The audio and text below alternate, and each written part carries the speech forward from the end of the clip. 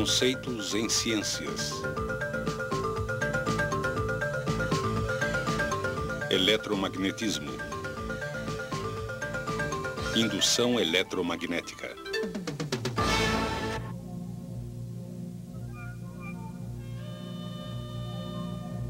Eletricidade é algo que achamos natural.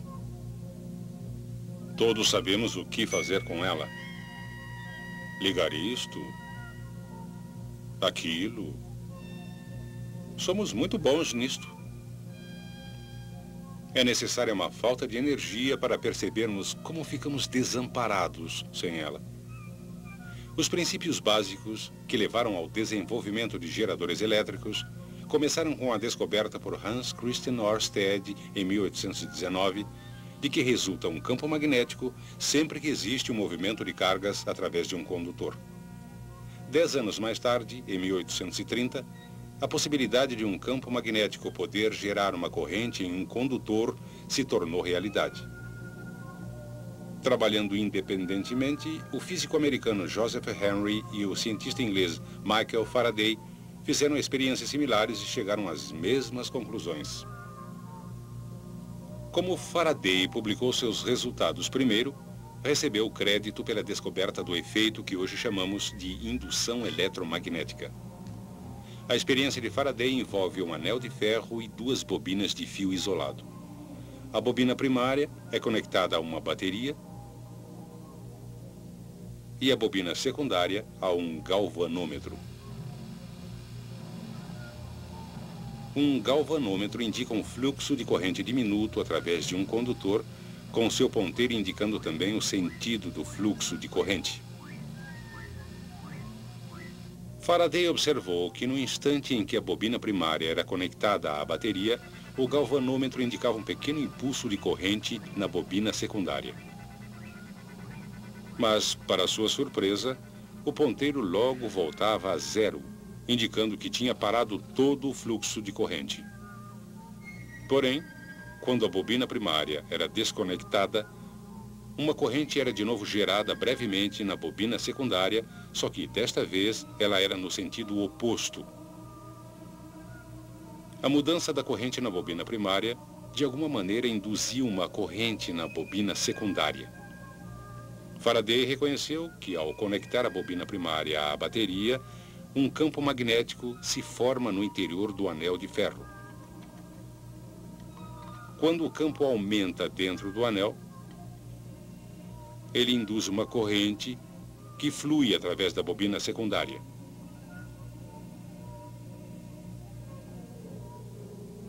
Depois que o campo no anel chega à sua intensidade máxima, não existe mais alteração no interior da bobina secundária. O resultado é que não existe mais corrente na bobina secundária. Quando desconectamos a bobina primária, desaparece o campo magnético que ela produzia. Quando o campo no anel desaparece, ele novamente induz uma corrente na bobina secundária, agora no sentido oposto.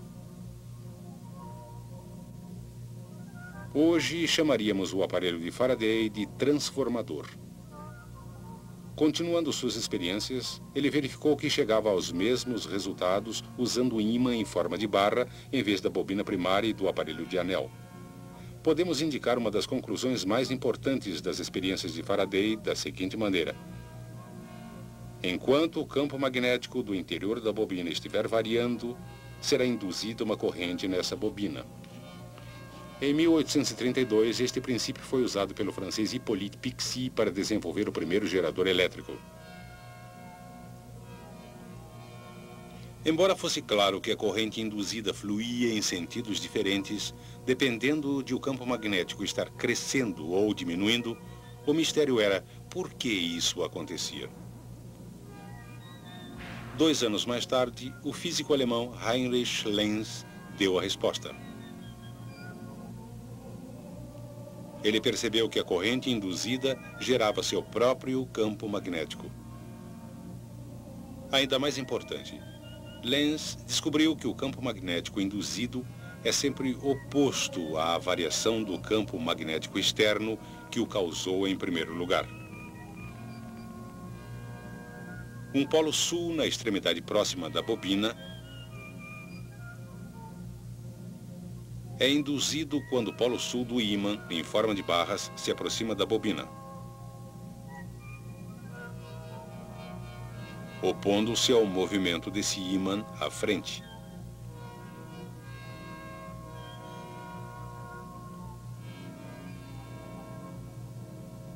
A beleza dessa sua descoberta, hoje conhecida por lei de Lenz, é que podemos agora identificar ambos os polos do campo induzido.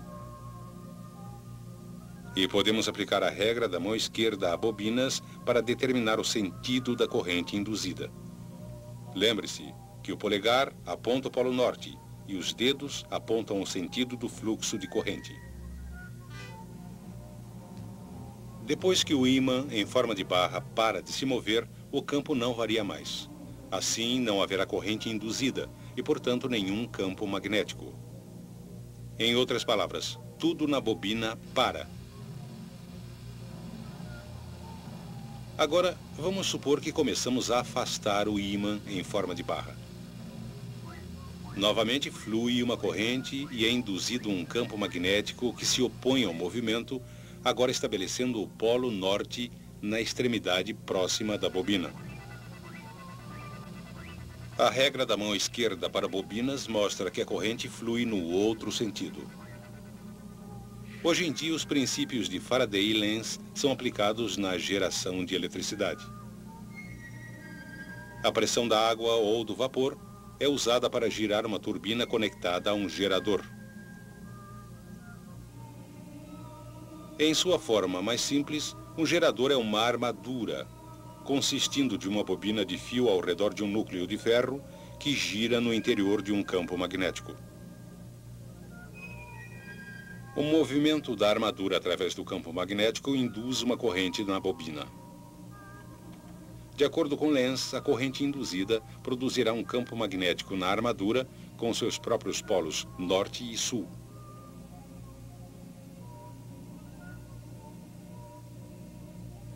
Este campo exercerá oposição ao movimento da armadura através do campo magnético externo.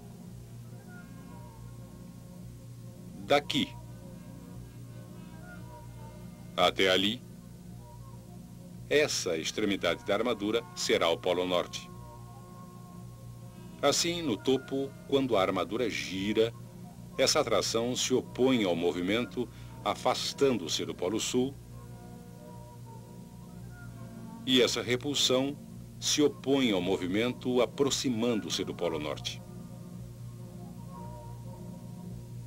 Quando a armadura gira passando pelos polos externos, a corrente induzida e o campo magnético se invertem, opondo-se ao movimento através da segunda metade da rotação.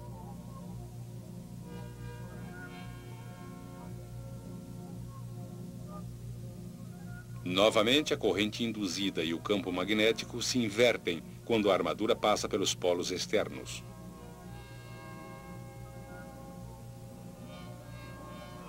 Como o sentido da corrente se inverte a cada meia rotação, o movimento de cargas resultante é chamado de corrente alternada.